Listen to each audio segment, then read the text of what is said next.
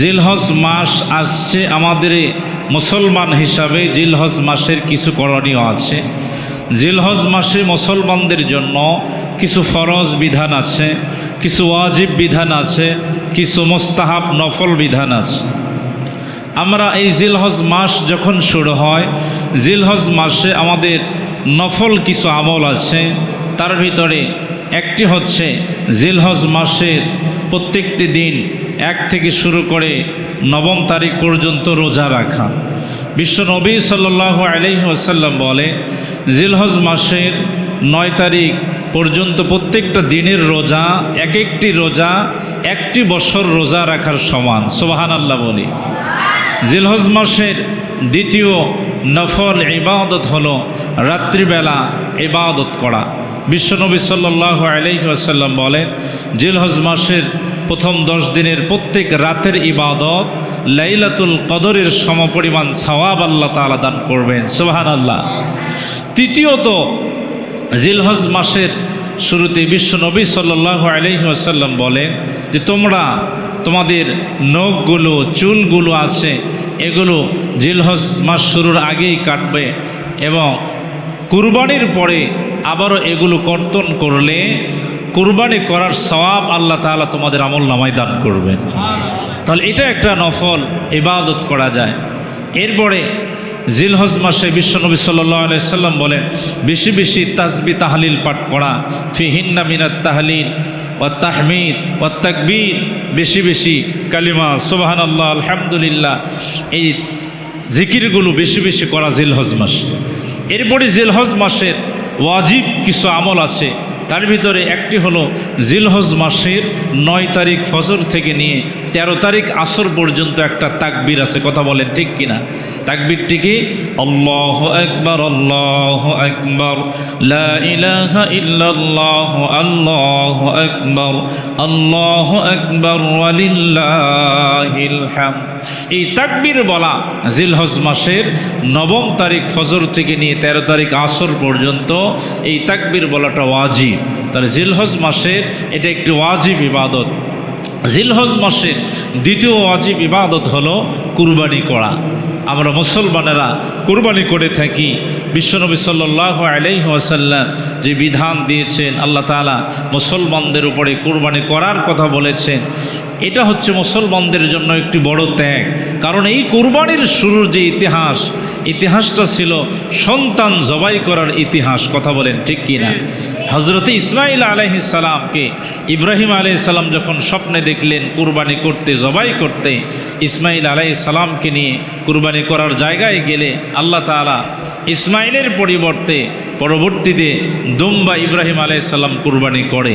তো এই যে কুরবানি করা মুসলমানদের উপরে ওয়াজিব করে দিয়েছেন, এই কুরবানি করা মুসলমানদের জন্য একটি ওয়াজিব বিধান। এই জন্য যাদের উপরে কুরবানি ওয়াজিব হয়েছে আমরা কুরবানি করব।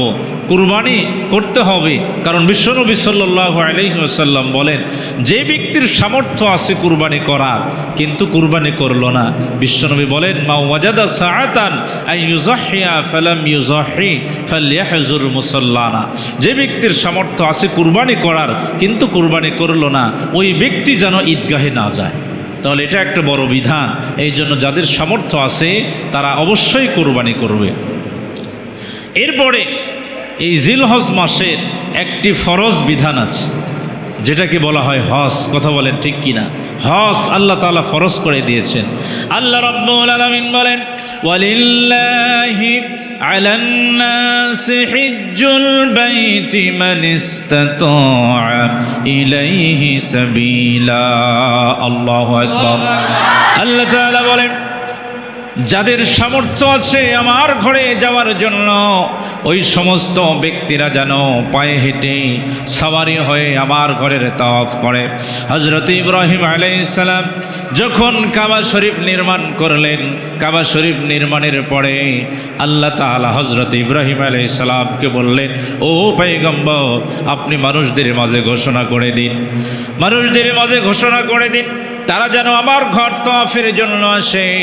ইব্রাহিম আলাইহিস সালাম বললেন, আল্লাহ, আমার কথার আওয়াজ কত দূর যাবে? আমার কথার আওয়াজ তো বেশি দূর যাবে না। ওই সময় তো মাইক ছিল না।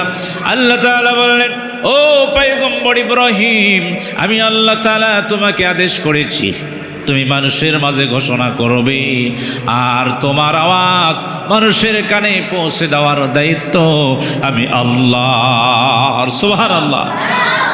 বিশ্বনবী সাল্লাল্লাহু আলাইহি ওয়াসাল্লাম বলেন, ইব্রাহিম আলাইহিস সালামের ওই আওয়াজ যাদের কানে আল্লাহ তাআলা পৌঁছে দিয়েছে, তারাই একমাত্র হজ করতে যাইতে পারে।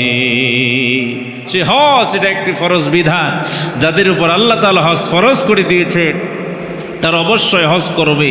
সে হজে যাওয়ার আশা আকাঙ্ক্ষা আমাদের আছে না নাই? নিয়ত আছে না নাই? আল্লাহ তাআলা আমাদের সবাইকে কবুল করুন। এমন একটি জায়গা, যেই জায়গার স্বপ্ন প্রত্যেকটা মুসলমানের অন্তরে থাকার কথা বলেন ঠিক কিনা? প্রত্যেকটা মুসলমানের আশা আল্লাহর ঘর যেন একবার হলেও তওয়াফ করতে পারি। মনে বড় আশা ছিল যাব মদিনায়, ঠিক কিনা? মনে বড় আশা ছিল যাব মদিনায়। সালাম আমি করব গিয়ে, সালাম আমি করব গিয়ে নবীজির রওজায়। মনে বড় আশা ছিল যাব মদিনায়। আরব সাগর পাড়ি দিব, নাই কয় আমার তরি, পাখি নয় যে ওরে যাব ডানাতে ভর করি। আমার আশায় আছে সম্বল নাই, আমার আশায় আছে সম্বল নাই, করি কি উপায়? মনে বড় আশা ছিল যাব মদিনা।